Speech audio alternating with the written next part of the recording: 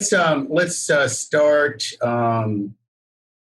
So what I was going to say is, in terms of topics, just so you can have a sense going into it, Tim's going to do kind of an ethics overview, because again, we kind of view everything we're doing through an ethics prism. And so, as you recall in the trainings, we would start out and then we would periodically revisit the ethical components of what we're doing. Because at the end of the day, there is that obligation to advocate on behalf of your patients, to follow the science, to deliver the appropriate type and intensity of ABA.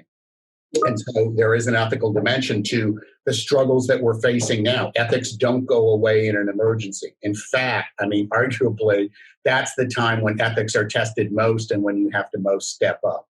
Yep. When it's easy when everything's swimmingly. It becomes challenging when you have these external challenges. So we'll talk about that. We're going to talk a little bit about essential businesses and stay-in-place orders. Now, and again, I mean, many of you have gotten some fine, very specific technical information. We're not going to kind of repeat that. What we want to do is take a little deeper dive and the thought process of some of those issues behind it. But we'll talk a little bit about the essential business characteristics and stay-in-place orders and how ABA fits in that. And both ABA, both kind of conceptually as an essential business, but also the essentiality of ABA on an individual basis. And those are two slightly different concepts. A lot going on that way. There's going to be some articles published shortly addressing those issues. Then we're going to talk a little bit about telehealth.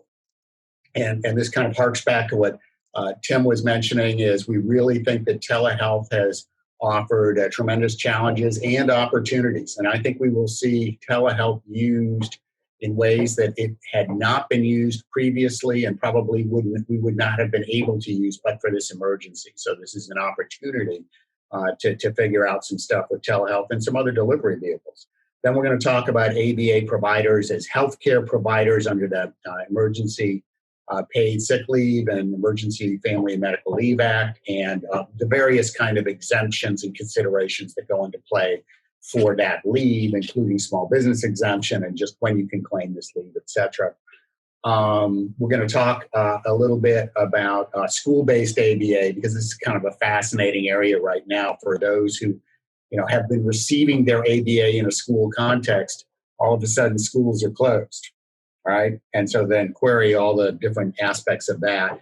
And then Tim's going to talk about authorization and audits in a COVID-19 environment. That's kind of what he was getting at, is the Little Star experience. We'd be interested in your experience about how this emergency has colored our getting our authorizations and our audits. I'm really interested in those situations where like pre-auth requirements have been relaxed or dispensed with, and there have been those, and there's good reason to do so.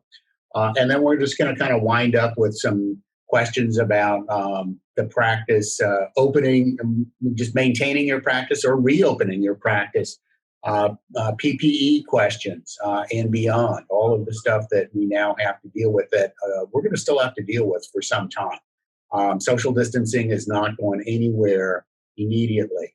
The need for PPE is not going anywhere immediately. So we'll talk a little bit about that. And I think that'll round up our time pretty quick. So that's kind of the overview. So Tim, if you want to kick it off with the ethics. Yeah.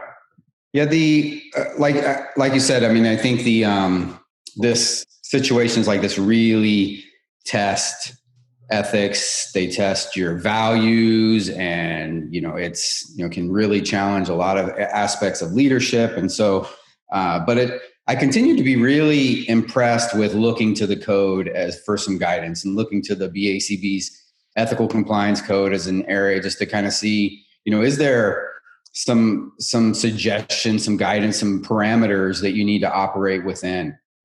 And, when we look at, I think super relevant to COVID and our response to COVID, are two key areas. There's this aspect where services are being interrupted. So, I mean, regardless of the impact, if you have to go, to very minimal hours or changing how hours are being provided, there's an interruption there. And what's really encouraged in the code, and that we all should be really focused on, okay, we have this interruption, and now how can we get through this? How can we respond to this? How can we minimize the impact of the interruption? How can we get back to pre-COVID services. And it's under 2.15 gets into this area of interrupting or discontinuing services. And, B talks to behavior analysts make reasonable and timely efforts for facilitating the continuation of behavior analytic services in the event of unplanned interruptions. I know no other way to talk about COVID other than it's an unplanned interruption in all aspects of our life, for sure. But it definitely has impacted service delivery. And, in parentheses, it gives us talks about disruption of funding. So we're seeing, funding impacts related to this, as well as disaster, and COVID has definitely caused a disaster in a lot of ways, and quarantine and all those things I think would fall within that, right? So as services are being impacted, we're trying to figure out a way, how can we continue them under this circumstance, and how can we, be able to try to get that reestablished.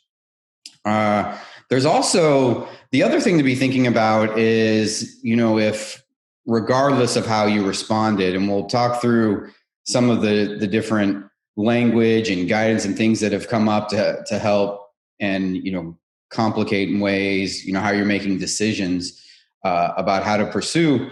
You also just want to make sure that you're not abandoning your client, right? And so as we're focused on anything, and some decisions may have been to stop providing services entirely. And, I think we'll talk a little bit about articles and suggestions to do that. Well, it's if that was where you landed, then you still would want to make sure that you're not abandoning your client under this context, right? And so it's you should be discussing the service needs, thinking through how that's going to continue, suggesting alternatives, and taking reasonable steps to transfer responsibility. So who that was going to, how that was going to happen, those are a lot of things to think about if you decided to completely stop services throughout the pandemic. And like Dan talked about, this really is the lens that we should be looking at a lot of things that we're going to be talking about. So as we keep looking at some of the various issues and whether it's legal language, clinical language, we should be looking, okay, what are the clinical impacts? What are the legal impacts? What are the ethical impacts? And allowing those as you're working through that algorithm to come and land on, here's the solution. Here's how we're going to proceed. Here's where we ultimately have decided to go through. So just keep that in mind as we're kind of talking through the different aspects of this COVID pandemic situation. All right. Anyone have any comments, just, ethical stuff that you've had to wrestle with, kind of before we get into some more of the specific questions and substance? Anyone have any issues that they have dealt with where they've had to consult the code, really, and decide?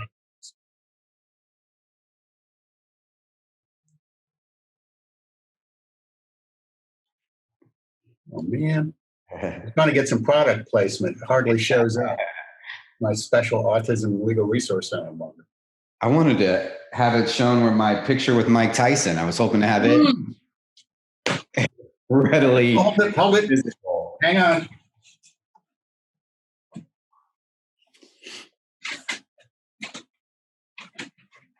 course, this will show you how dang old I am. I should have had this. I don't know if you can see it. That's me and Sandra O'Connor. Oh, wow. I'm going to put that up there. All right. Enough of our stuff. Okay. Well, let's, again, somewhere, someone please unmute and weigh in on something just so we know that function works, or through the chat, because we want to try. We're really kind of exploring our ability to process what's happening with the chat and what your questions are. I asked everyone to use the chat to make it easier. All right. And Shannon, can they unmute and say anything, or do we have to do that for them? I don't know. But because there's so many people, I think that might get. All right. So use the chat and we'll try and respond to it. But one other thing I wanted to try too is can we do the hand raising thing? Maybe. How many people want to see Tim with Mike Tyson? Raise your hand. Oh yeah, they can raise their hands. Okay, cool. All right. Lots of people do. All right, good. Oh, all right. Nice. Yeah. Wow. Yes. So one question is, I have parents who don't want in-home sessions because of COVID concerns and are denying telehealth alternative. We don't want to abandon the child, but at that point, what choice do we have? Yeah.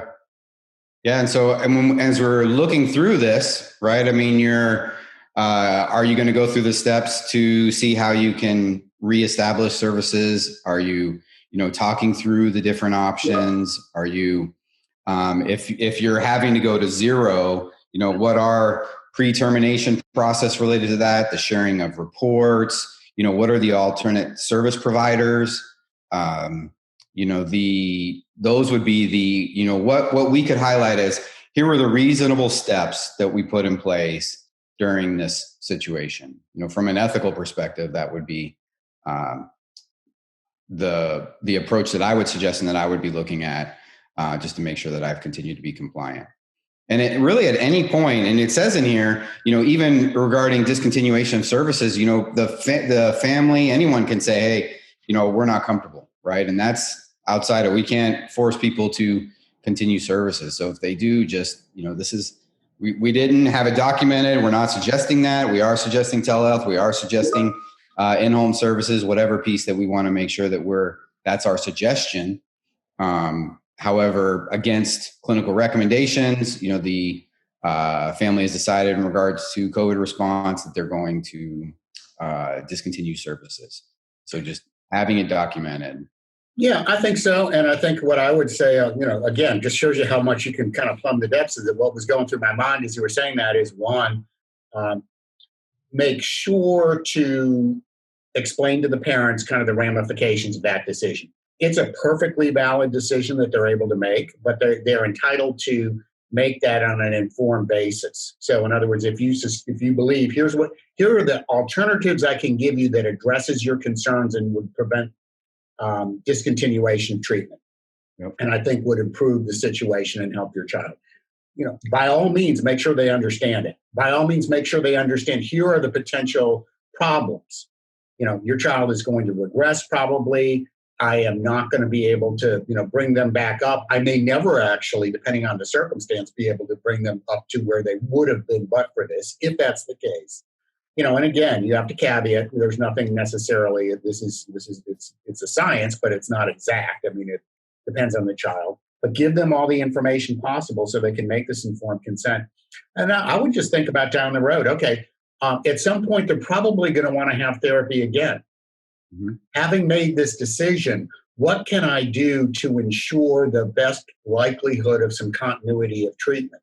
Maybe taking data, maybe saying, okay, would you please, if possible, while you're not getting treatment, take some general data, something that you can do. Don't make it too difficult, but in this, so that when I go back to your funder, when the emergency's over, I can say, look, here's what happened. We had to, because of these concerns, discontinue this therapy, but here is specifically what happened, and therefore I need not only what I was getting, but I may need more therapy to transition the child back to a program that's effective and functioning. So, that's part of not abandoning. You just don't if possible, try and give some advice that you are going to be able to then take and capture and use to the benefit of that child and to continue treatment about that child when the interruption is over. And that's going to be kind of throughout we'll talk about some other things that you could still do. Always be thinking about. And you mentioned to me, well, telehealth is not available. So part of my question is, well, why isn't it? Now, if you're in a state, and I'll talk a little bit about Illinois, where you've got, a governor who's issued this just whomping telehealth order and basically, held the gun to the head of the insurers, there shouldn't be an issue. You're going to get telehealth, period. But if you are in a circumstance where you don't have that kind of clear-cut demarcation, then what's the basis for not delivering telehealth? Everything that we talked about with respect to denial of care, in my mind, still applies, right? If the only way to deliver medically necessary care is telehealth. And telehealth is recognized as a legitimate, appropriate, and effective delivery vehicle to some extent for certain ABA services, then I would argue strenuously that this company, if it's covered by an autism insurance mandate, has an obligation to provide medically necessary care. If it's EPSDT and it's Medicaid, they have an obligation to provide medically necessary care. And by the way, CMS has relaxed the requirements for telehealth. And so therefore, you can point to that. There's a lot of arguments you can do, and we'd be happy to do some more informed kind of thinking on that. So far, at least in the folks that I've talked with, that hasn't been so much of an issue. People have been able to get telehealth. There have been issues, and we'll talk again about a section in our section on telehealth with getting access to all codes. And so that may be the issue. And depending on your ability to get access to all codes, you may have to restructure and revamp the program. But, again, that's not the same as an outright discontinuation of services. Yeah, and I think just for continuing care, like trying to continue having interactions with those families, continuing to find out what's going on, continuing to check their temperature for the current condition and their comfort level with reestablishing services, and really walking through the precautionary steps that you're doing, all the pieces that you have in place, seeing if that's going to meet their expectations. With the scheduling system here at Little Star, we really have been trying to work through this algorithm where every scheduling decision, we're always thinking about is this going to increase COVID risk? Is there an increased risk for COVID? Is it something that the family is going to find it aligns with their interest and not going to cause any issues there? For the staff, is it going to cause any staffing kind of issues? Is it going to impact patient outcomes, right? So we're looking at every single scheduling decision kind of around and through those kind of algorithms. So as we're highlighting, even for the most part, what we've tried to do is just have these single placements. We have technicians, they go to one home and they go home, and that's it, right? And so and highlighting and discussing that with families and seeing if that would help them feel more comfortable. But having some process where you're trying and then just regularly checking back. And we definitely have had families that they're not comfortable. But we're continuing to have conversations with them, continue to talk to them as the change in the pandemic status and things are lightening up. I mean, we've continued to have conversations seeing how can we reestablish services and have them be as effective as possible. Good points. I see there's a question. I apologize. It's going to be a little haphazard with the chat as we go through. I'll try and look at them. So when I'm not speaking, and then maybe when I'm speaking, Tim can check. But I see there's a question from Illinois and talks about the insurance being through Blue Cross Blue Shield, but telehealth is managed by MD Live. MD Live will not onboard BCBAs. Just a problem that way. I would recommend, I saw that Marla is on the line. Marla and I worked on this telehealth issue in Illinois, and we worked with ILABA. I would get with Marla and with Illinois ILABA folks and raise this with them if you haven't, and we can kind of deal with that because, as I said, I mean, I think that with those orders, both Pritzker's telehealth order and then the follow-up order by the Department of Insurance, Marla worked closely with them. There really should not be any impediments. And those orders stress quite clearly that no improper, duplicative, and other kind of extraneous requirements should be imposed on telehealth, should not be any less favorable to accessing how you could access the service in person. Some great language in there. So definitely let's follow up because I want to make sure, if we got a great order like that, there should be no reason why we're not seeing that. And that troubles me.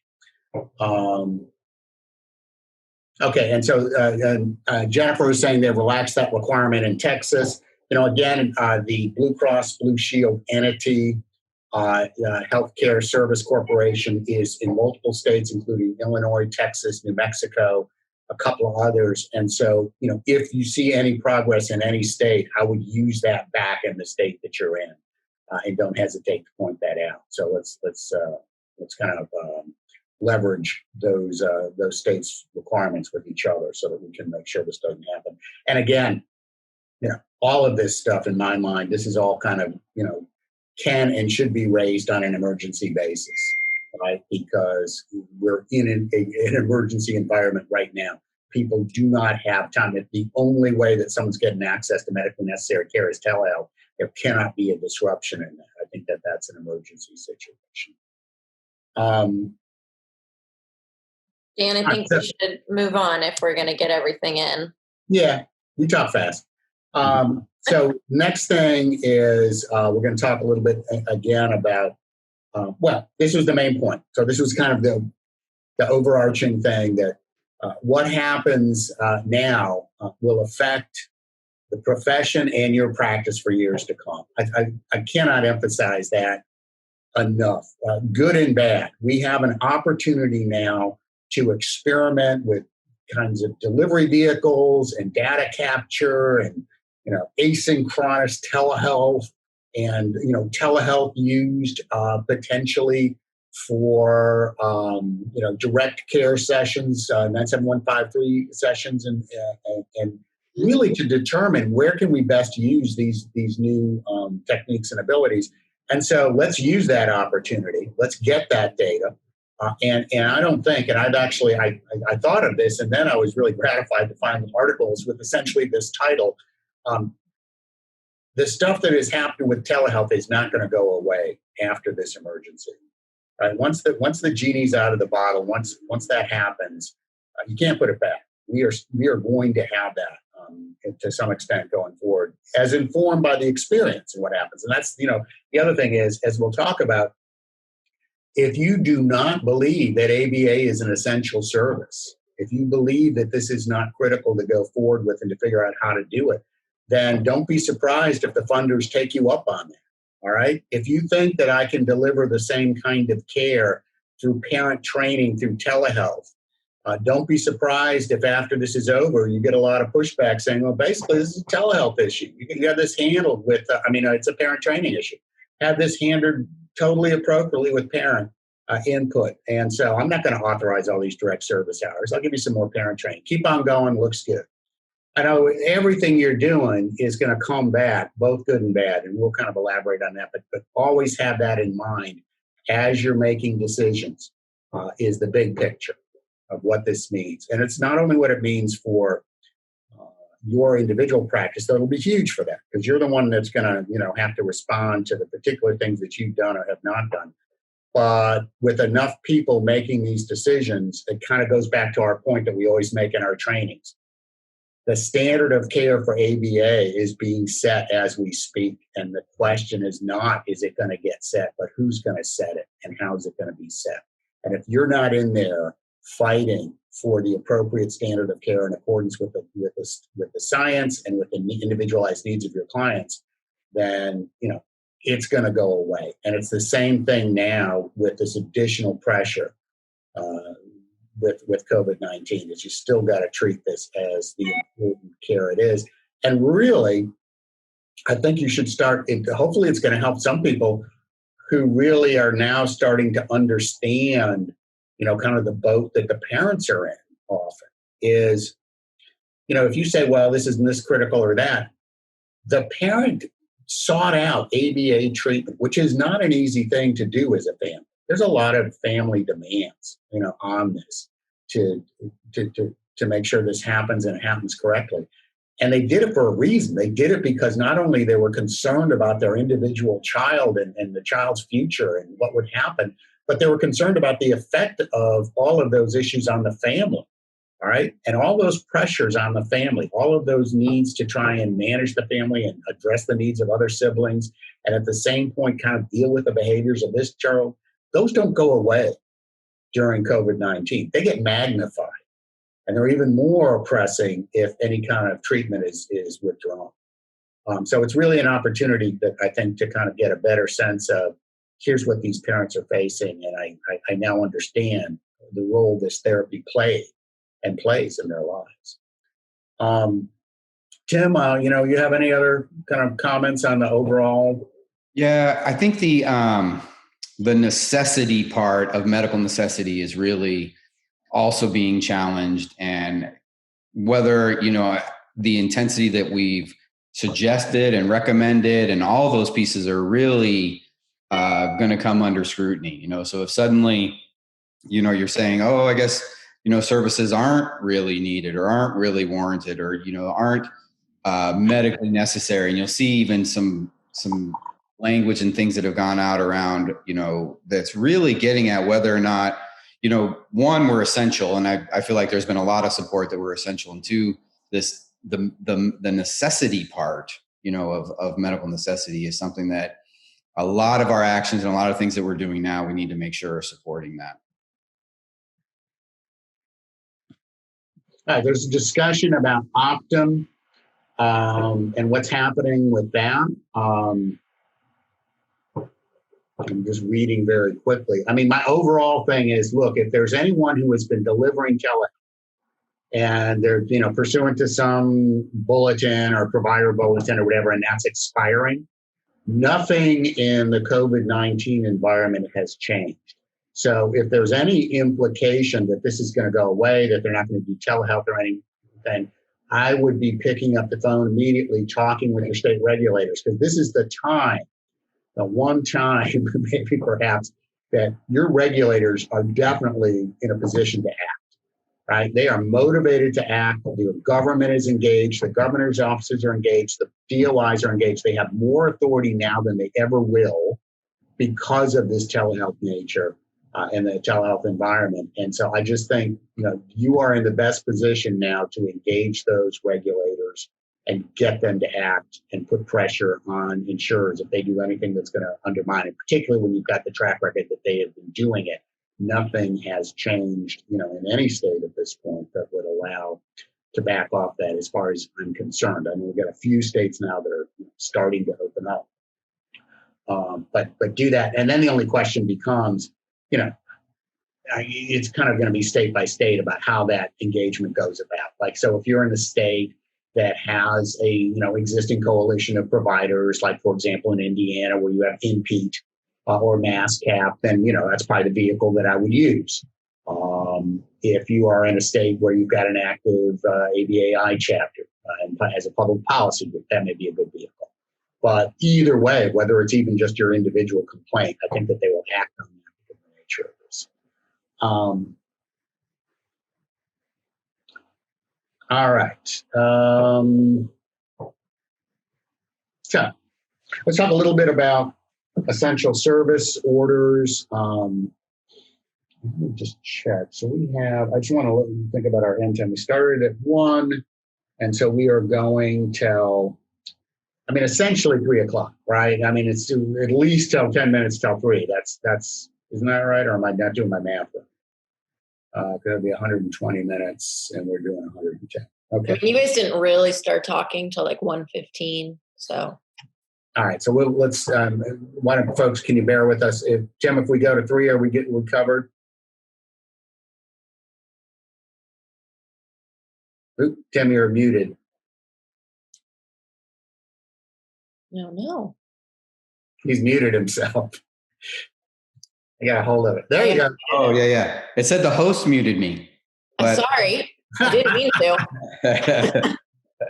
But yes, that's correct. Okay. All right. So, just an overview on the whole essential, this came about, there's a huge conversation on essential, my chat always gets right where I want to look. There it is.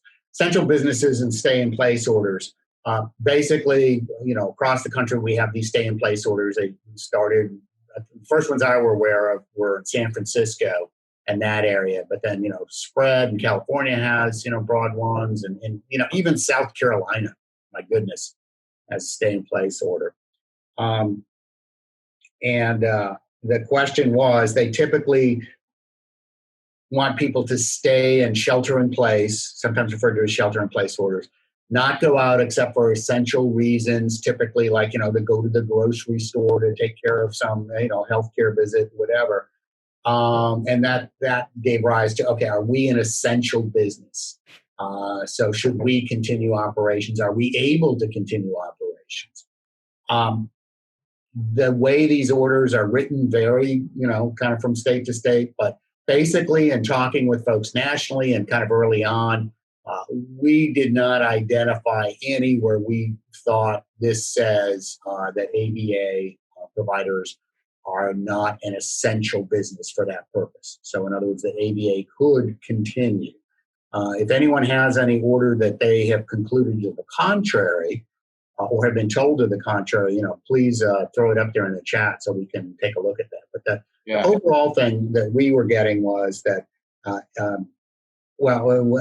Tim wants to, I know, talk a little bit about Michigan, but we were seeing was in terms of these kind of broad executive orders, that ABA was being recognized as and not only I feel like it's kind of it's most of the language that I've seen, and reviewed as it was coming to our part of the country, these stay in place orders, really eagerly looking at how is it going to impact whether or not we could provide services, and you would see it even broader. I mean, really, it was all services for people with intellectual developmental disabilities. So you look at respite related services, waiver related services, all supports and all those services really were being seen as essential. Every place I've seen, I've not seen examples in any of those orders. So it would be really interesting to see where somebody has language in a stay in place order saying do not go out and provide services for people with intellectual developmental disabilities. But it's been, a real affirmation as to the essential aspects of the services that we're providing and the supports. Yeah. So, for example, California, which had a very, very detailed executive order by Newsom, where he just kind of bulleted out all the various types of things that they would consider essential and how they interacted, et cetera. I noticed that there was also a follow-up specific to healthcare and public health, and then that specifically referenced behavioral health workers, including mental and substance abuse disorder responsible for engagement, treatment, et cetera. And, behavioral health treatment is kind of the term of art for ABA in California, pursuant to their mandate, et cetera. And then we also saw that kind of recognition in Illinois in the telehealth, where there was a recognition specifically of ABA providers and references to the autism insurance mandate. Now, I would caution against folks, sometimes I get folks who are looking at multiple areas of legal characterization of essentiality, if you will.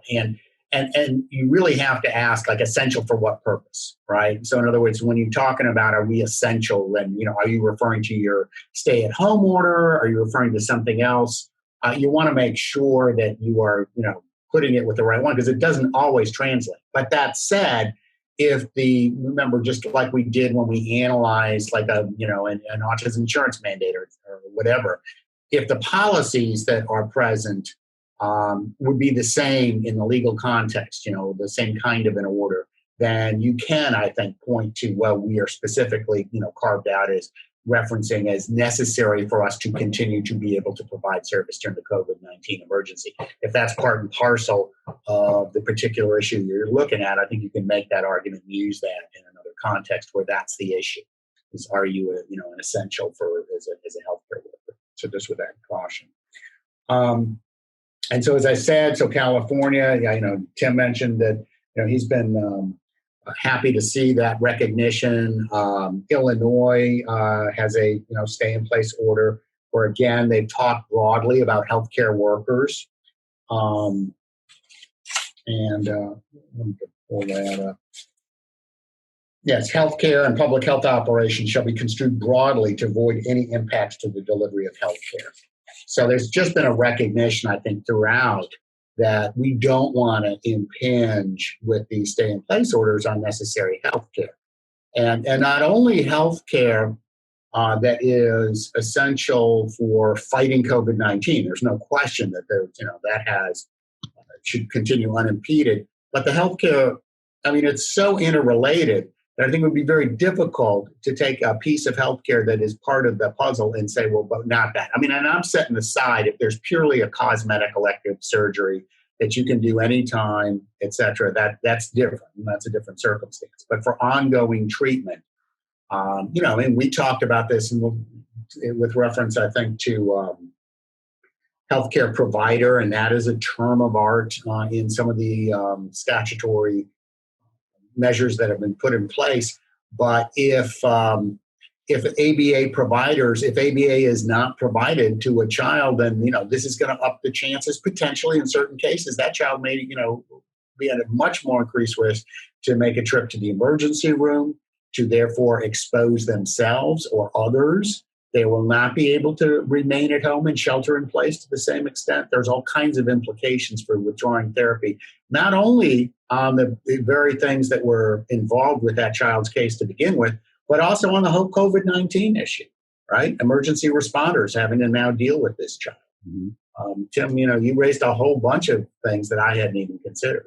Oh yeah. There's a range of when you're thinking about, okay, because we encountered, a lot of technicians, concerned that by going out and providing services, were they causing more of a spread? So instead, was the risk of the spread of COVID greater than, the benefit of services? And so some kind of risk benefit analysis. But also when you really look at, okay, what about without services? What are some of the things? So let's just, we're now going to, in an interest of trying to minimize spread, we're going to not provide services at all.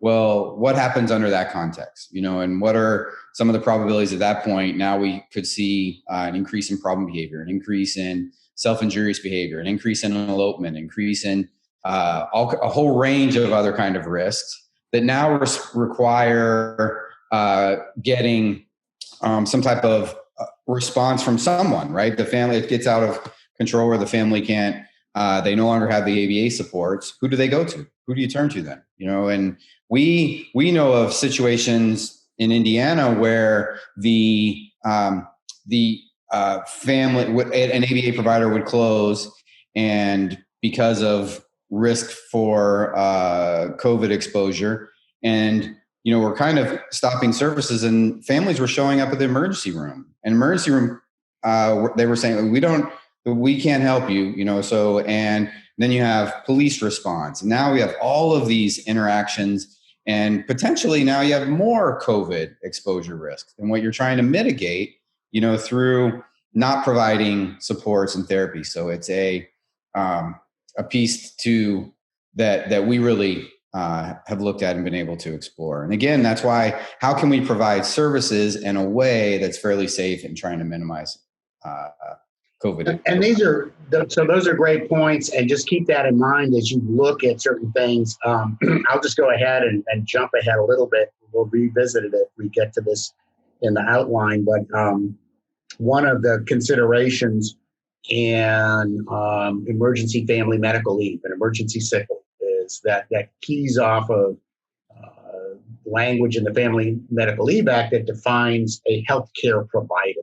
And it's important for those purposes because healthcare providers are exempt from those requirements. And, you may, in certain circumstances, want to be exempt. That doesn't mean you're not going to do something for your employees, but you may need more control over that. And you may need to make sure that you can continue operations, whatever it may be.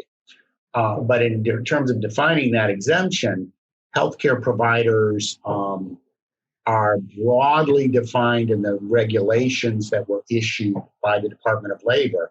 But there is language in the preamble to those regulations, which is basically the explanatory section, which kind of gives implication that the reason for the broad definition is because we want to have healthcare workers who are out fighting COVID covered, regardless of whether they might have been otherwise covered under the prior statutory regimes.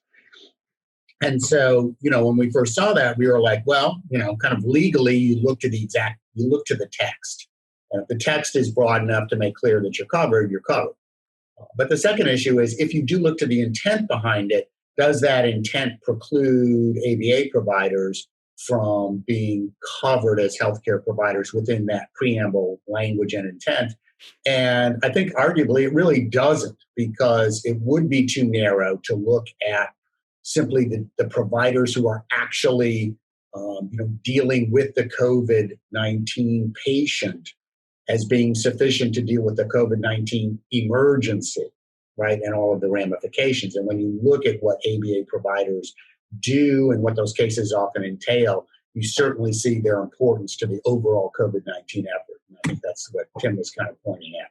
So I think under either of those scenarios, then there would be strong legal arguments that if you chose to, and just merely because you're exempt doesn't mean you have to take advantage of that exemption, you would be covered by that. Go ahead. I was just going to say, a lot of people are asking and chattering, both in the ethics and now, about what to do about RBTs and BTs that say they don't feel comfortable going into the home, and just navigating everyone's wishes from an ethical perspective, and then also opening if people don't feel comfortable providing services, et cetera. Let's talk about that. And before we get to that, on just a couple of points, there was a question regarding to respond. Dan, you started to get into that exemption, the medical exemption. Was that the slide, or was there another slide where we were gonna? There's another slide where we talk about EFML and emergency, and that's where that language, the healthcare provider term of art, comes from. But since we were all over it right now, I just kind of jumped ahead to talk a little bit about that. I mean, the way that emergency family medical leave works is healthcare providers are exempt from those requirements. And then the question is, are we a healthcare provider? And the way that plays out, if you want the full picture from a legal perspective, the statute that passed basically borrows from the pre-existing Family and Medical Leave Act statute, which was defined in terms of providers who are capable of diagnosing conditions, because those are the folks that can determine that the person, needs to be off work, essentially, and they have this condition. That's inconsistent, obviously, with ABA providers who, by definition, absent other qualifications, don't diagnose. However, the guidance that came out and then the subsequent regulations that came out by the Department of Labor interpreting emergency family medical leave and emergency paid sick leave made clear that healthcare workers were very broadly defined, and they included like clinics and home, healthcare workers, et cetera. So clearly, I think we would fit within the category of healthcare providers defined in the regs. It gave us a little pause as lawyers when we looked at the preamble that explained that, because the regs were very clear. We understand our definition is broader than the original statutory definition. But the reason is so we can deal with this COVID-19 emergency. And so there was some discussion among the lawyers about, well, does that mean that only the COVID-19 emergency medical workers are really covered as healthcare providers? And I think not, because you have to take the broader perspective of really, other than the, specific examples you can come up with that really don't have a relationship to the COVID-19 emergency. Anyone who does have that relationship, and Tim has, been able to express very well why ABA providers do have that relationship, those folks will be covered as healthcare providers. Once you're a healthcare provider, then you can decide, am I going to invoke that exemption or not as to healthcare providers? A further exemption that would apply to many of the folks on the line is the small business exemption, right? And that would apply. Can we take that one a little bit, Dan, first? I'm sorry, what? Can we stay with the first one, the emergency family medical leave exemption? Stay with that one a little bit. That's the healthcare provider exemption. Yeah. I just wonder a little bit and we'll point to where that's at for everybody so they can, because this going through this was something we had to get a lot of legal representation and trying to decide exactly where we fell at Little Star in deciding. And the language was interesting because even if you decided that you were not going to take the exemption, right? So you weren't exempt. You're not necessarily considered at that point then a healthcare provider, right? You don't feel like you meet that nature. Then it also was the case at that point that if somebody didn't have hours available, then taking access to the emergency family medical leave didn't apply, right? So there's a lot of discussion about technicians that are not willing to provide services. Well, if they're not providing services, that exemption is not relevant for them, right? So in looking at how or that medical leave wasn't applying, so we actually didn't see, even if we said, hey, we're not going to take this exemption, that it's still those that would have truly benefited from it wasn't going to be able to provide a meaningful benefit. So it wasn't even good for employees. It didn't really speak to the essential nature of what we're doing and establishing us as medical providers. So it was a real issue that we mulled around for a long time and landed on that we did feel that we were exempt from it. Mm-hmm. Yeah. So and kind of related to that. So I always think of it as kind of like three levels. There's that overall healthcare provider. Then there's the small business exemption, which might apply kind of across your employees or might only apply to a few particular employees, but basically says that, if we gave this generally, or if we gave it to specific employees who are, high qualified employees that we can't replace, that this would prevent us from going forward as a viable business. And there's procedures to do that. Basically, you have to document your analysis. You maintain that. You don't need to get permission from anyone to do it. You just have to have gone through the analysis and maintain that in case an issue arises or the employee complains or otherwise. But even before you get to all that, and this is kind of like, as Tim was just pointing out, the question is this person entitled to the leave in the first place? And for example, if you didn't have the work for them, if their hours weren't there to begin with because of the cutback, then it's a moot point. They don't have access to the emergency leave because it's not like they are being stopped from working by COVID. They're being stopped by working from, the lack of work available to the business. The only thing that the leave recognizes is, one, the employee has COVID, either because they've been diagnosed, they're reaching out to get a diagnosis, or it's otherwise suspected, or they're under a quarantine order. But basically, they are individually involved with potentially having COVID-19. And the other is they have children who are at home, and the child's daycare centers have closed, and their schools have closed, and there's no place for them to go, and they have to take care of the minor child. But even then, it's not you have to be able to show that it's but for these circumstances they cannot work. So they are required to show that there is no other suitable adult available during the time you need them to work to watch the child. You have to show that there is that there's no ability to telehealth or to telework. And if you make hours available, so you got a BCBA who you say, yeah, you can telework, it's fine with me, then they may not be in a position where they can claim the leave anyway because they were not prevented from working by COVID. So it's got to be a case where even with the option of telework to the extent it's available, and there's something called intermittent leave. And so there may be a circumstance where you say, okay, I understand that, you have childcare from whatever, let's say it's 12 to 4 every day where you could work, but you can't work in the mornings. If you made telework available in the afternoon, then they would be intermittently on that leave, and they wouldn't take the whole day leave, and they wouldn't be off. So there's a lot of considerations that go into play that way. The other thing we're seeing now, and this is, related in some way, I had a question pop up the other day, is whether you can test your employees for COVID-19. And, is there any problem with doing that and making that kind of a requirement and being part of employment? And the EEOC just issued guidance the other day saying that you could go forward and gave you guidance on how to do that, but to have testing as part of your protocols. So, I mean, I think you need to be sensitive to why it is that an employee doesn't want to work, right? Right. And you're not going to force them to work, but if what they're trying to do is get access, not work and get access to these leave programs, they have to show that they would be qualified for the leave program, right? It's not just that they don't want to work or they're concerned about working. They have to show that they would be entitled under the way the leave programs are structured. I mean, is that kind of like what you were finding with your conversations with your attorneys and folks, Tim?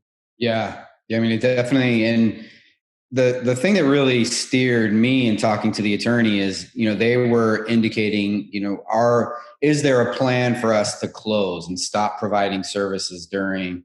And if we were planning to do that, then it might make more sense to look at, not taking the exemption, because you'd get 2/3 of compensation for those that would be affected, because then it's everybody's affected because we had to close because of it. But since that wasn't our indication at all, we felt like we were an essential service, medically necessary, that we meet the criteria based exactly like you talked about. They had the different levels of, there were clinics and in-home care providers and a lot of different that we, met criteria for it. I mean, there were things you could see, like they weren't talking about the technician that works in a psychiatric facility, for example, right? If, for sure, you don't want suddenly all those technicians to be gone and not showing up for services. You need to have staff so that you can provide it. So you would still meet, you would have to have those essential workers.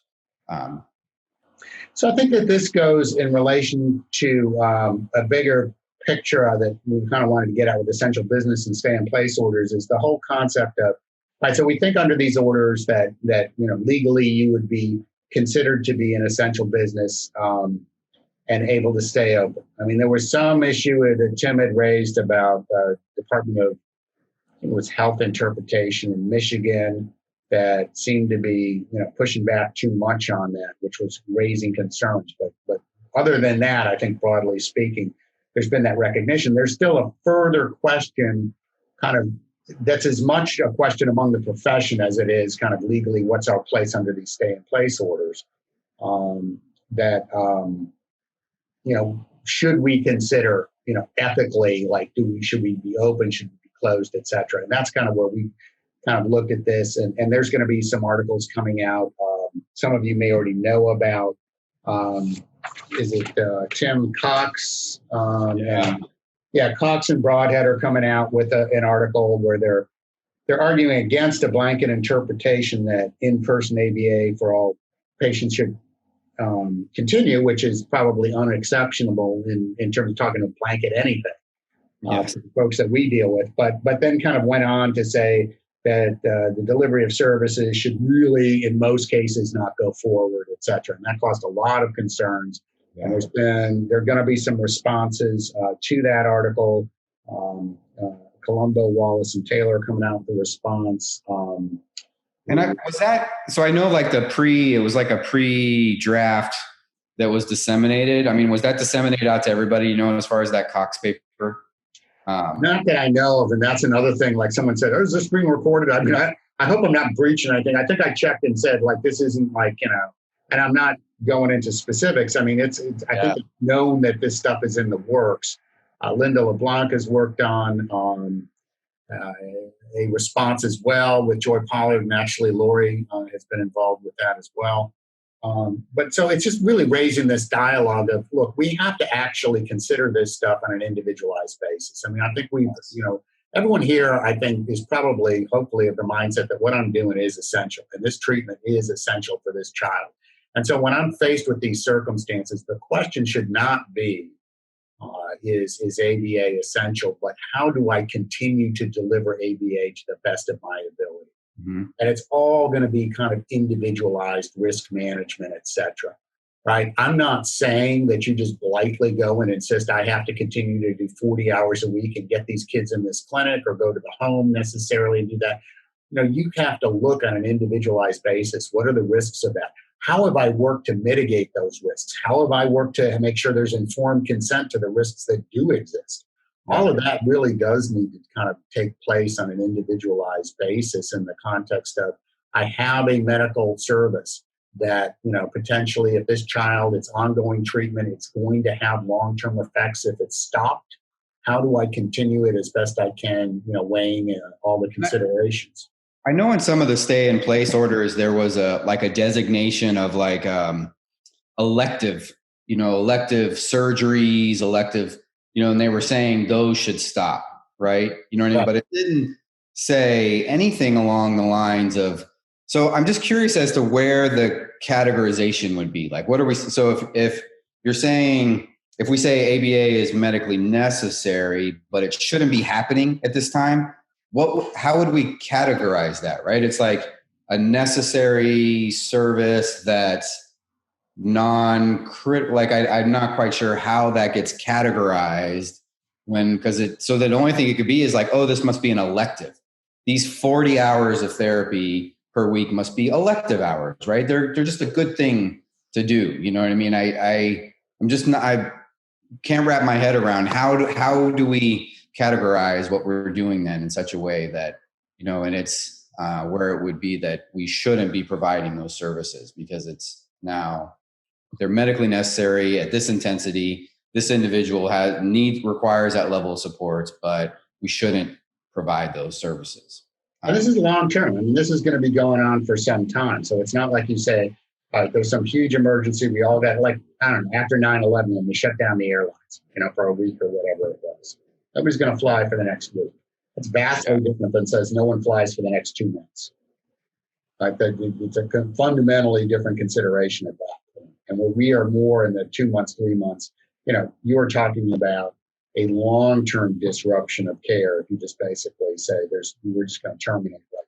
Yeah. And so I think that's what we're looking at. I always look at what's the long-term ramification of this, the same way I do when I'm making arguments to an insurer about, if you reduce care, here's going to be the long-term implications of this. If you delay care, right? We make that argument all the time.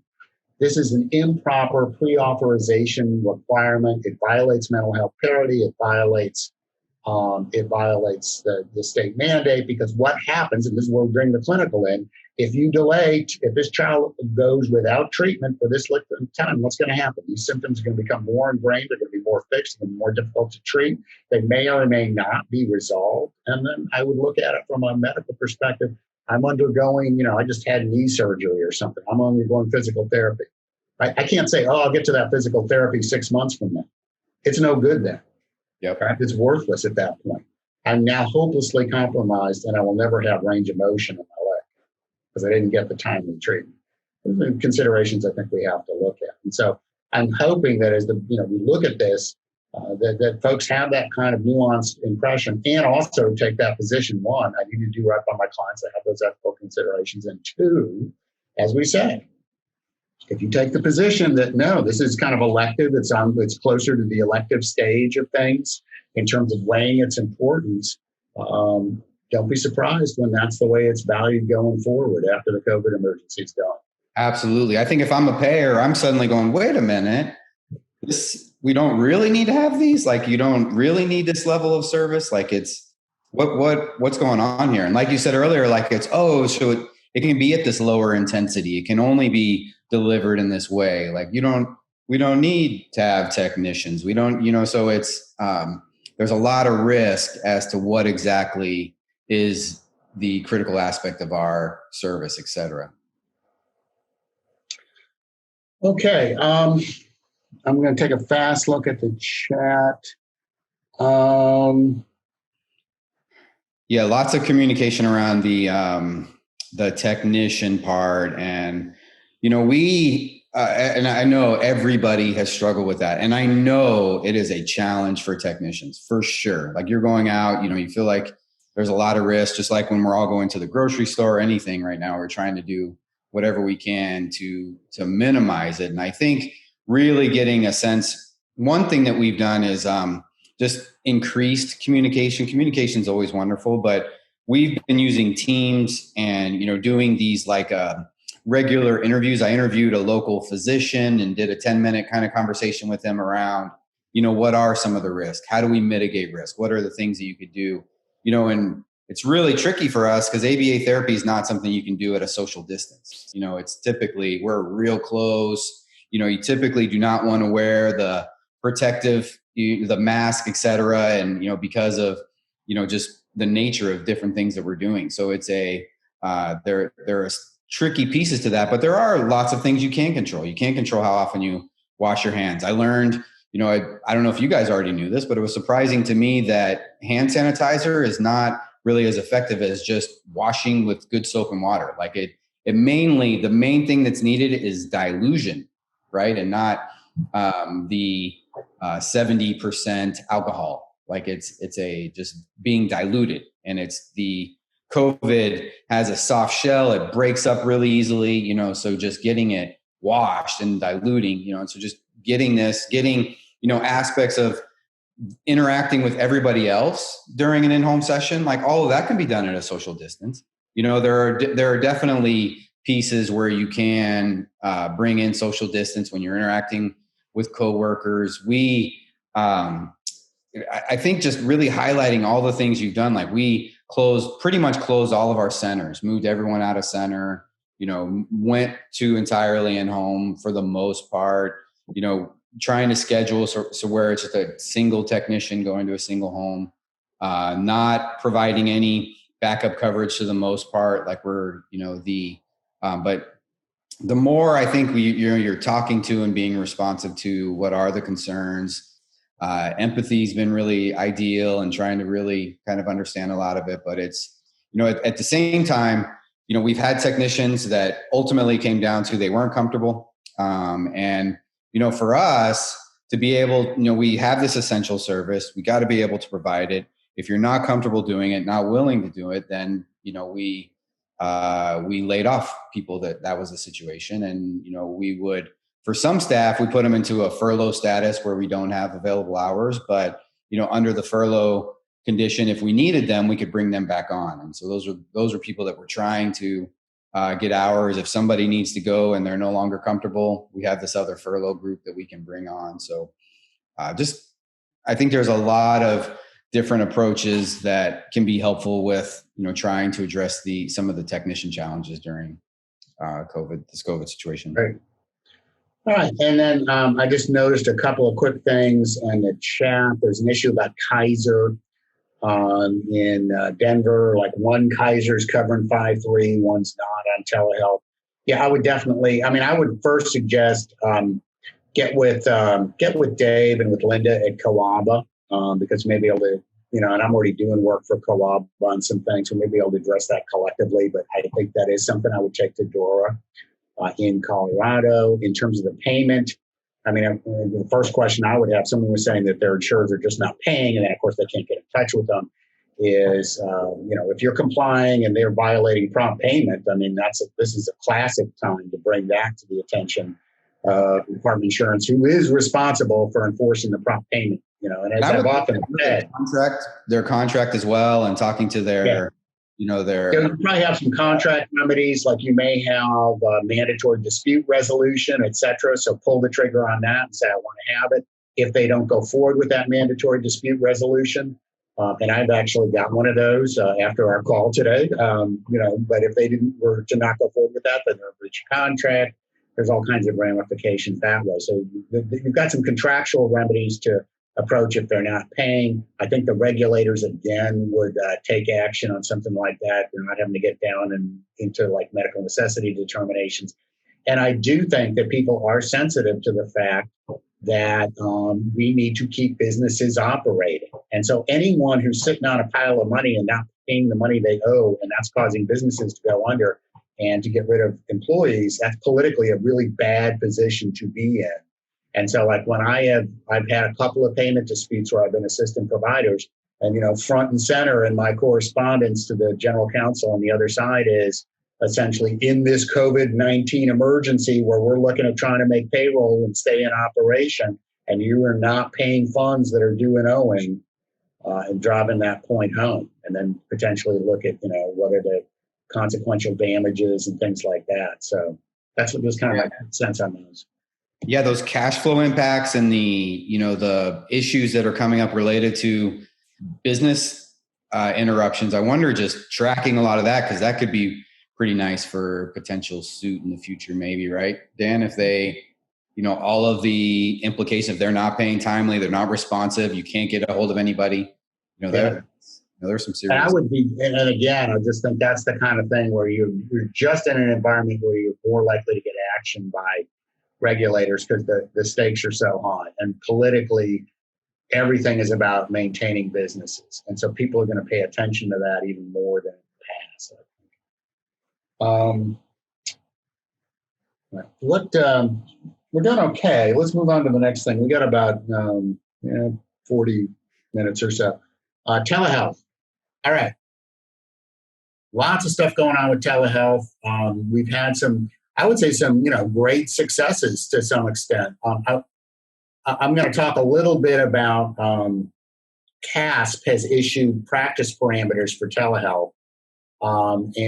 Just in general, I mean, I know, so I'm plugging within the family here. As many of you know, Lori is CEO of CASP, but they've really done a great job with pulling together resources. And the other thing they've done, which I think is fabulous, is all of the resources that they have are being made available to everybody. It's not limited to CASP members. They are making them available to all providers.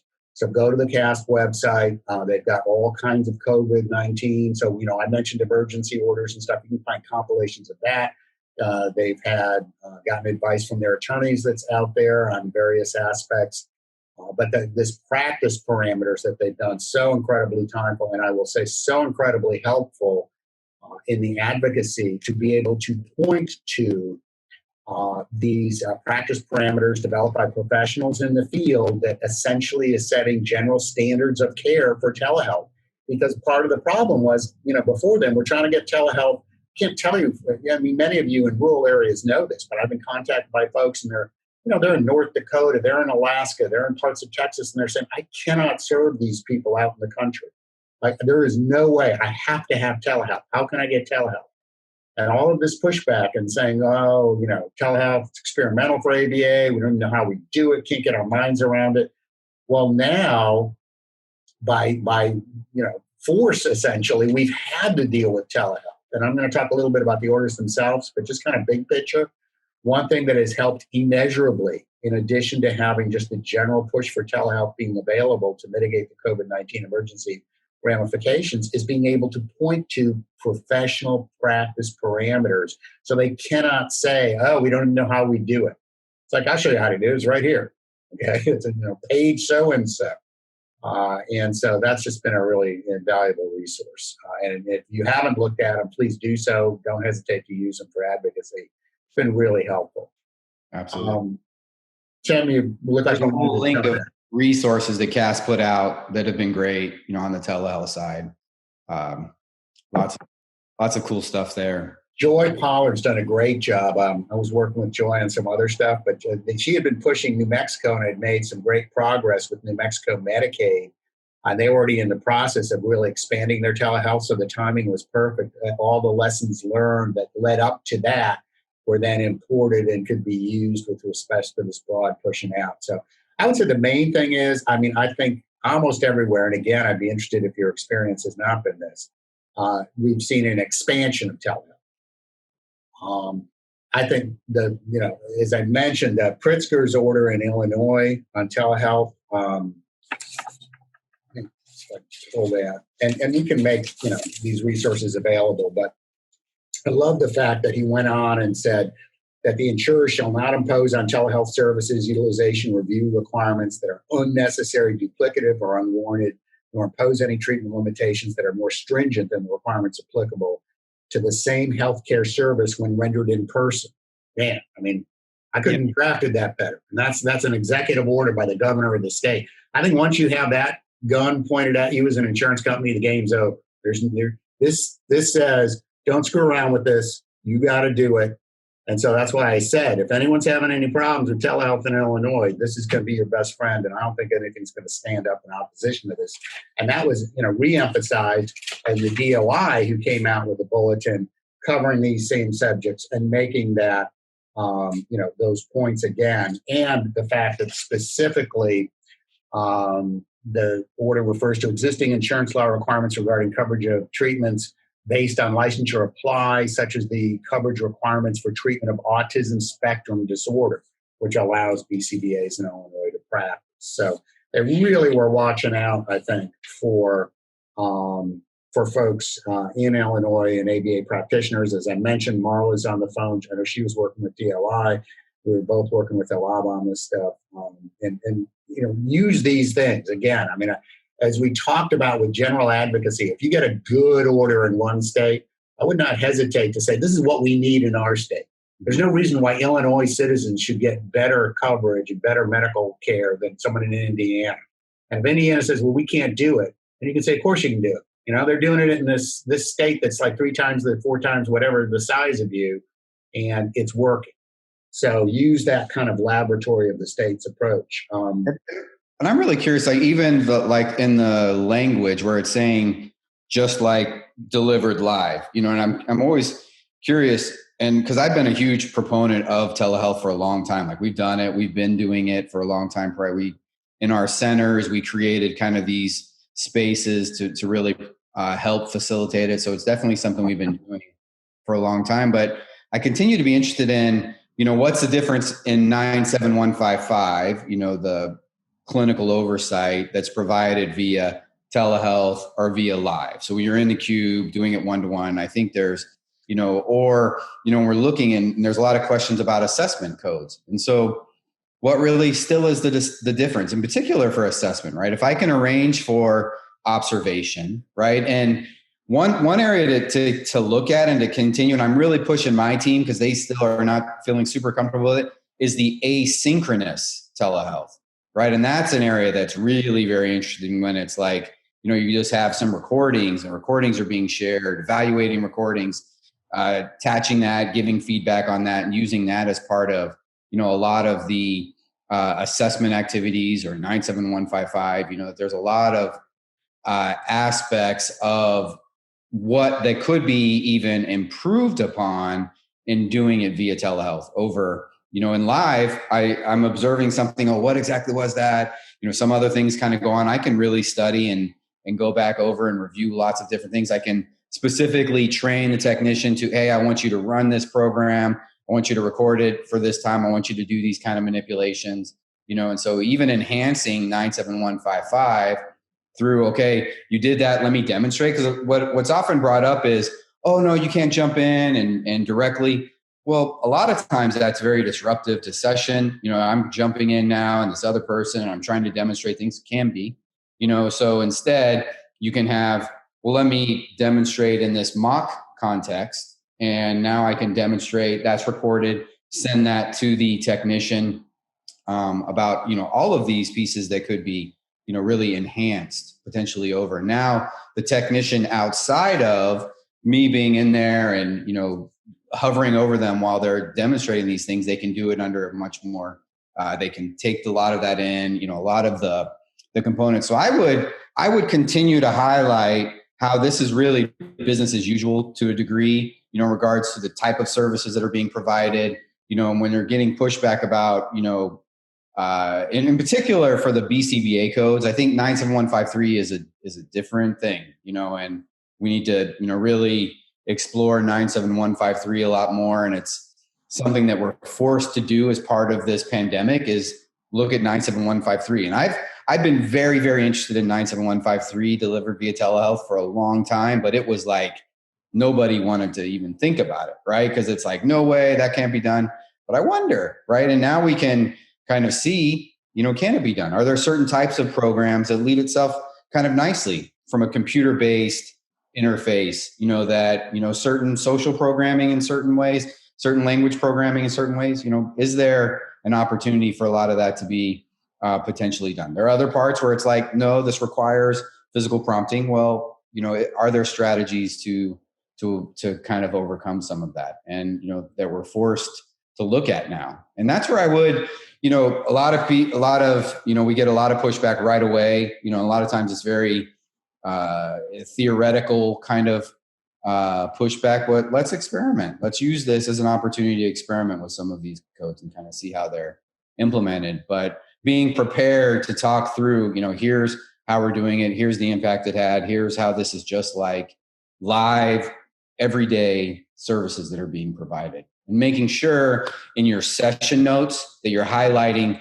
here are the actions we did, here are the actions, and here's how it was provided, here's how it's delineated, all of those things, and how it's just like what would be provided live. Yeah, and I go on in this. This is in the DOI bulletin.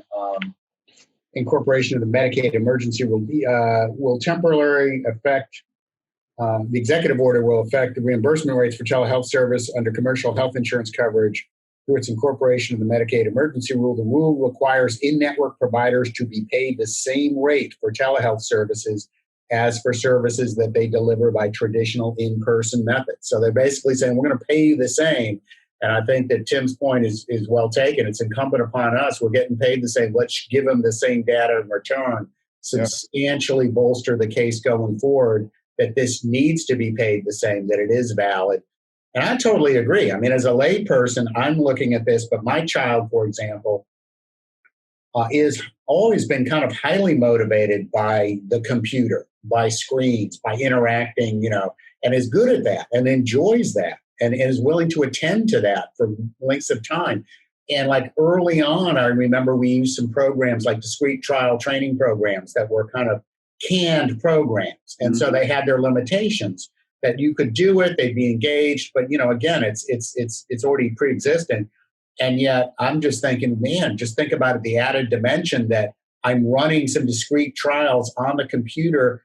And so the child's interacting, but I have the ability to real time manipulate those and see like, oh, here's his response rate. I may have like a dashboard and then I can real time submit and say, I'm going to go with this set, or I'll do this set following, or we're going to work on these things. So it's interactive, but I'm using the telehealth, technology. And I'm thinking, this may be vastly superior in some ways to a 5-3 session. I'm recording it real time. Then I'm going to go back and the BCBA is going to look at my session and have it all recorded just like as it's happening and knowing what I'm doing.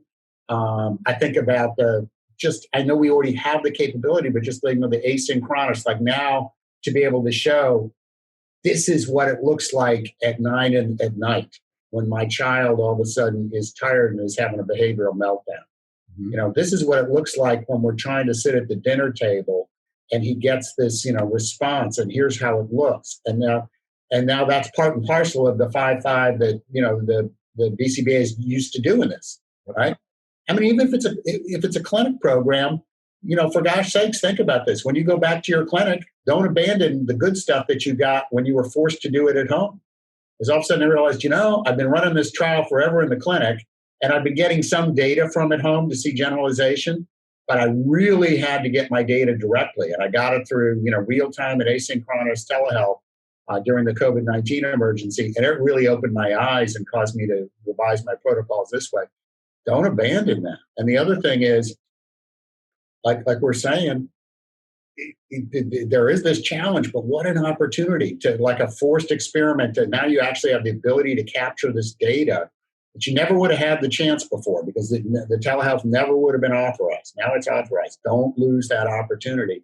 Capture that data so that when the emergency's over, you can go back and say, as part of the overall treatment plan, I want to continue my whatever it is, my telehealth 97155 for so many sessions a week, and here's how I'm going to do it. And here's the data for why you should let me do it and why it's medically necessary.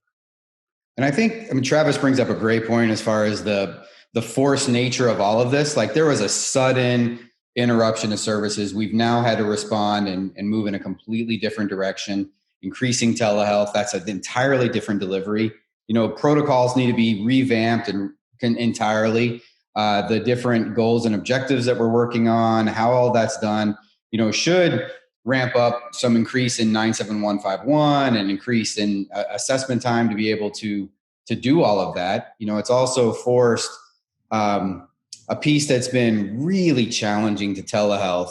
What I've seen so far as being the most challenging is the hardware requirements. Now suddenly we need, and we're, considering paying for Wi-Fi in families' homes to try to increase broadband speeds. And, my IT group, and that we have a consulting group that we do IT work with. They are getting inundated with tickets, around all of the different kinds of challenges that are coming up that are telehealth related. We're using these tablets, and the tablets are challenging for technicians to go back and forth between the Teams channel where they're streaming the video for 97155 sessions and jumping back into their where they can go into Catalyst and collect data. And so, there are a lot of issues, but again, that's a piece that we have to work through. And we're now trying to figure out what is the hardware requirements. Can we set up streaming cameras? Can we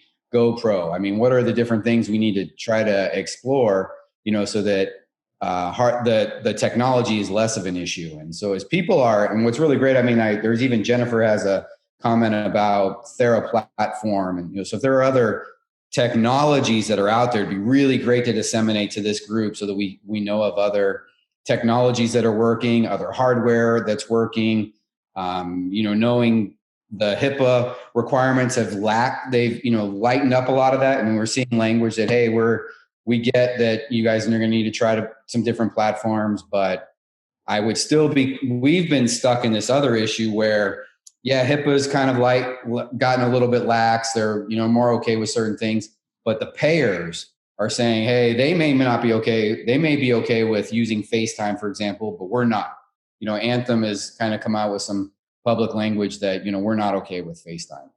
Even though FaceTime was specifically cited as being, kind of something you can do. So now balancing that, and, we looked at all of the different platforms, and we really landed on Teams being Microsoft Teams is HIPAA compliant. We have it built into all of our programs. So we're just using Teams for doing all of our streaming.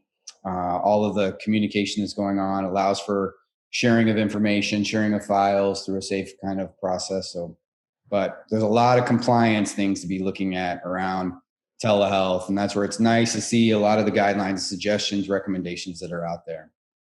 All right, now I'm waiting for Tim to lift up the Microsoft mug. But seriously, but that's it. Absolutely. All my devices are Apple. I love Apple, but they just have not come up with a good platform around this. You got to step up and do it. Hey, I totally agree. And so I do think this is, we'd be happy to try and, share that.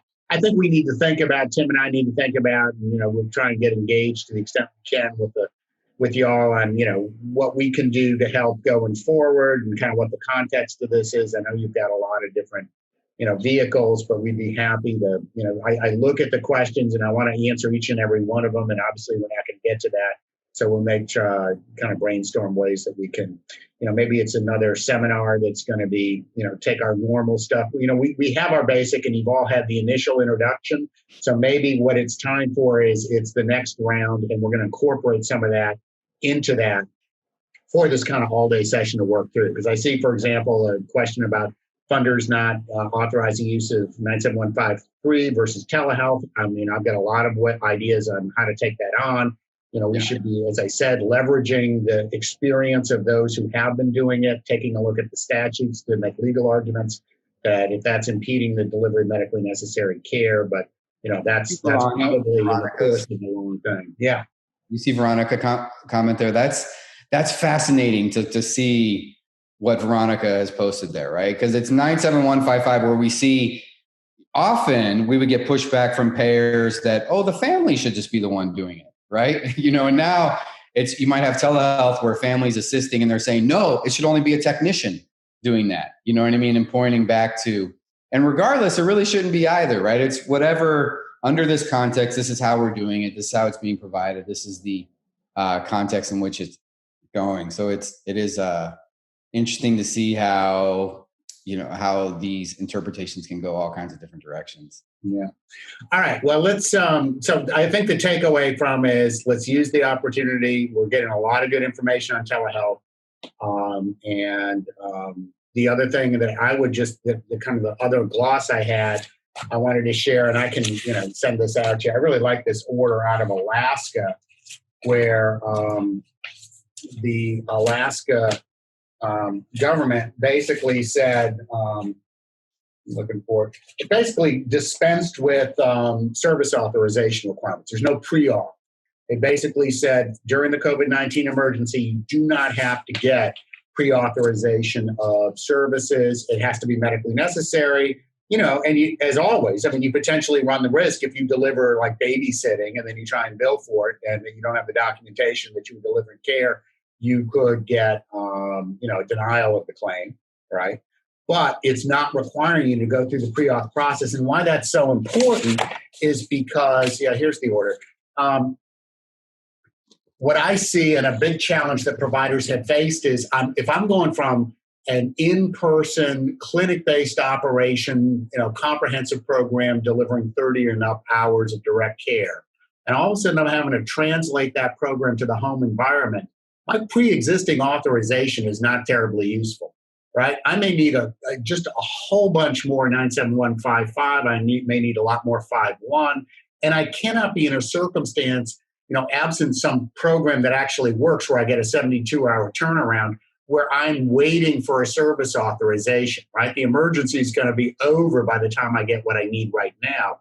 And so if you look, for example, I mentioned the CASP guidelines in the appendix, they talk about some of the things you should be asking for, including modification or waiver of pre-authorization requirements, potentially allow you to reallocate hours among the different codes as long as you're still within the same parameters.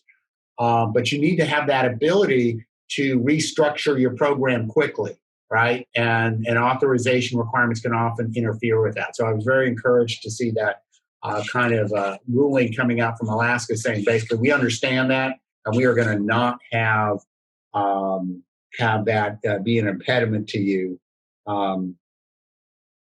Behavior analysts act in the best interest of the client, avoid interruption services. It's just was very useful, I thought. So that's the one other point I make is that's part of the whole telehealth puzzle, at least for the emergency, is being able to have that kind of ability to reallocate your hours. But going forward, that won't be as much of an issue. We should be able to do it in the normal course of authorization. All right, let's go on to the next one. I just want to buzz through and hit the remaining topics. We got just about 15, 16 minutes or so. We talked already about this issue, healthcare providers under the Family Medical Leave Act and the Sick Leave Act. I think that you would come within that, but there are all these other exemptions, the small business exemption. You can justify if you would show that this would cause you not to be able to be viable as a going concern. That can give you options too, because it may be a case where you're okay and it won't impede your ability to be a viable ongoing concern if you gave the 10 days of sick leave, but it would if you gave the emergency family medical leave, right? And that could be the outcome so that would allow you basically to provide the sick leave, but not provide the extended family medical leave if that was going to, Here was a real wrinkle for us as well is, if you have somebody who takes the emergency family medical leave, it's extended out, really when they come back in, they're supposed to come back in just like they did before, right? But services have to continue. Like we're not stopping services when that person leaves. So we had to put somebody else in there to provide services. Now they come back in and, we would have likely nowhere to put them, but we couldn't just put them nowhere, right? So it didn't fit for us. And I'm not sure how it could work. And, that's a consideration you have to do. Now, it may be a case where if your shop is such that you are throttling back operations just deliberately by 25% and know you're going to be able to bump back up 25%, maybe then you can have the additional employee and it's going to work. But you need to think through that. Yeah.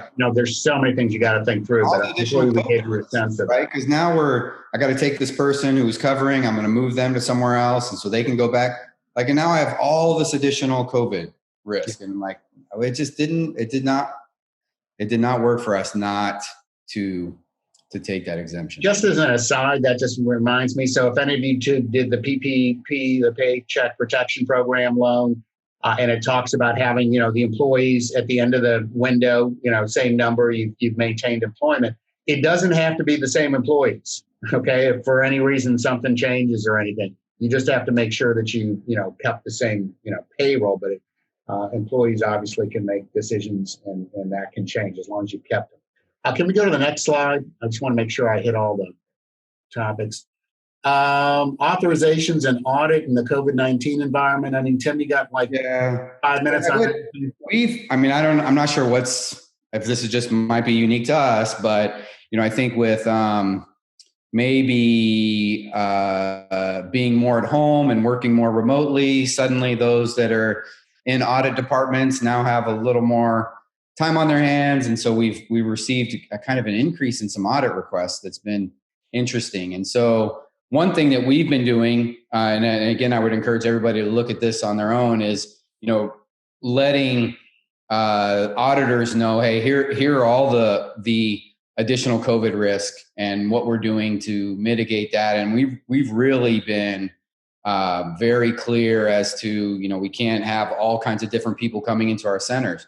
We, in an early phase for us, we phased out, and I can share with you guys the phasing system that we did to phase out from our centers.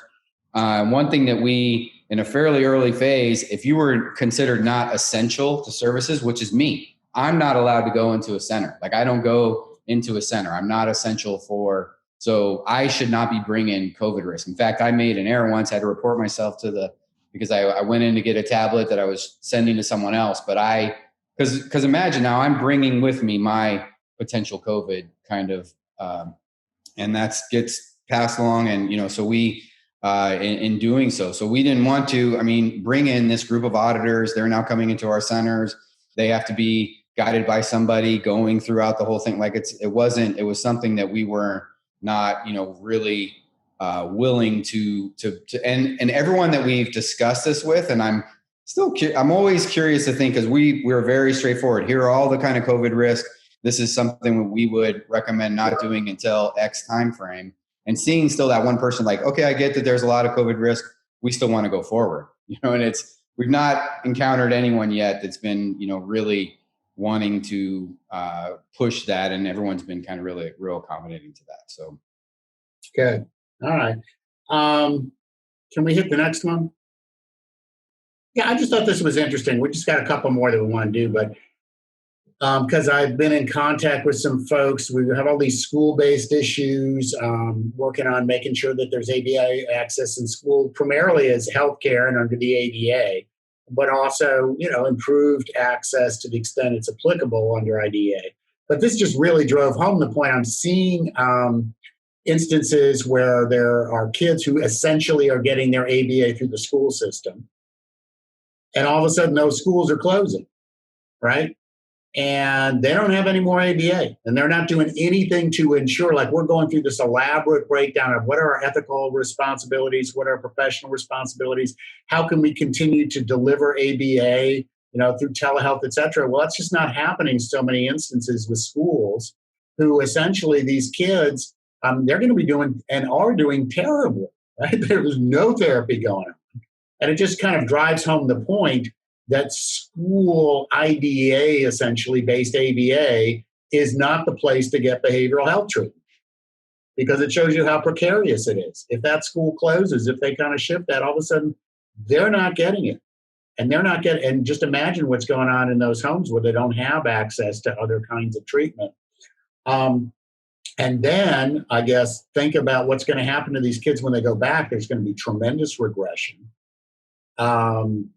I'm just thinking, like, if I put on my kind of my school IDA hat, Andrew F. and all that stuff, I would be arguing strenuously for increased federal funding now to deal with this issue. This might be an opportunity where finally you could start to improve funding, special ed funding for kids who need ABA services, because demonstrably there's going to be a tremendous need. States aren't going to be able to make up for that, and they are losing ground.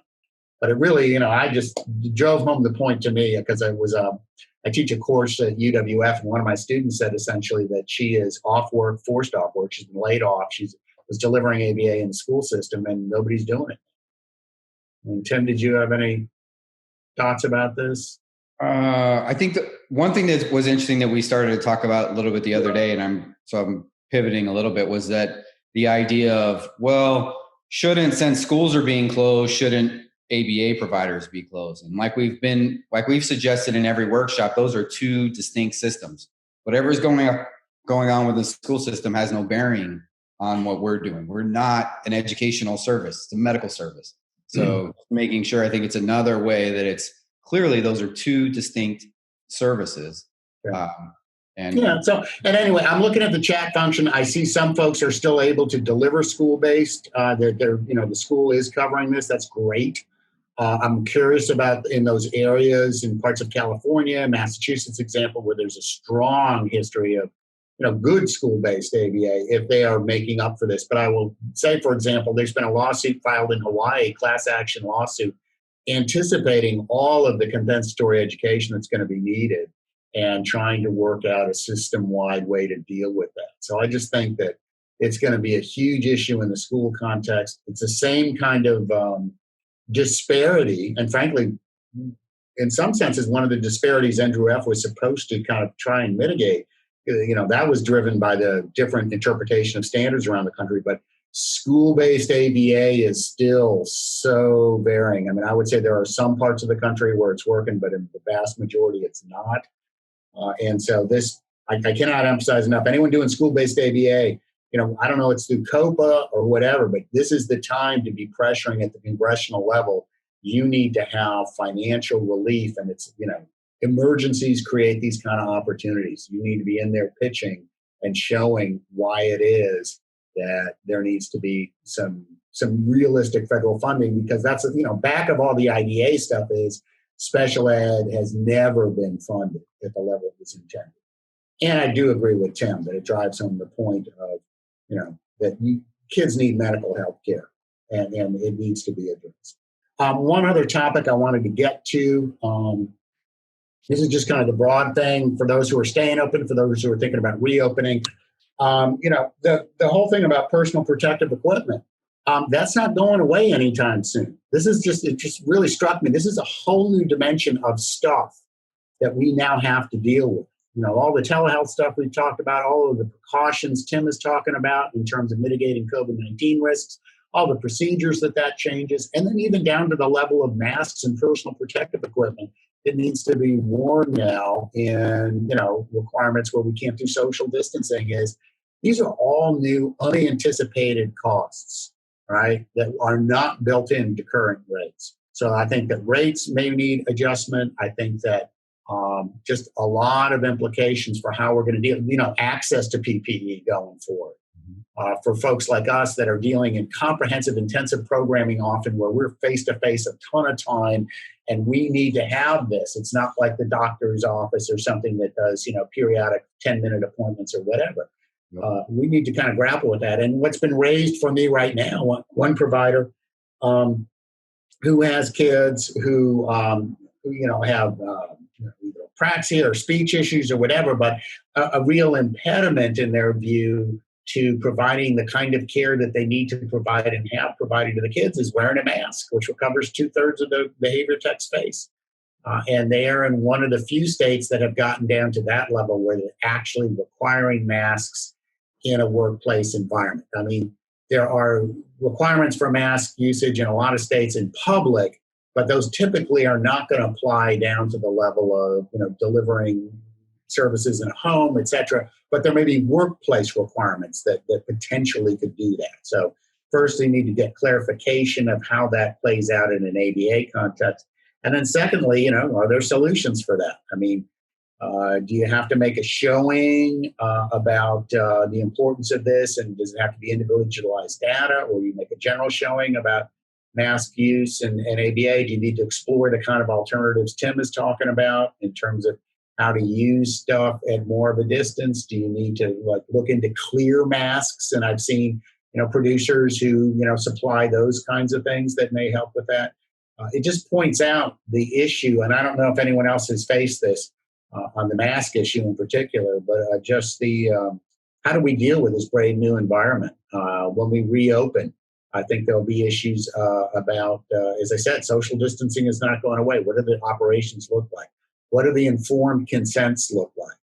we're still going to have those kind of things in place. The other thing to add about the protective equipment, I think there was Travis or somebody had a comment in the chat about it, is the notion of even some desensitization programming right now, I think would be really good for individuals with autism. Desensitization to wearing the mask, desensitization to seeing other people wearing masks. With the nature of just everybody doing it could be potentially aversive.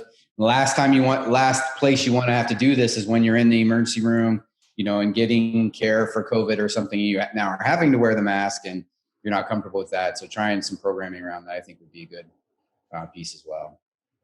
I mean, but definitely, I really, really, really want to thank everyone for continuing to try to provide services this time. I know it's just infinite number of challenges. I can't believe how complicated and how challenging and difficult it is. Hopefully there's something we've done and offered today that provides some help, but thank you for continuing to try to defend the industry standards and stand up for the medical necessity of what we're doing and making sure individuals with autism can get essential ABA services. Absolutely. And feel free to email and put a point on it. Feel free to email us with suggestions or anything else for future webinars, and stay tuned. We should be coming out with some webinar-based programming shortly.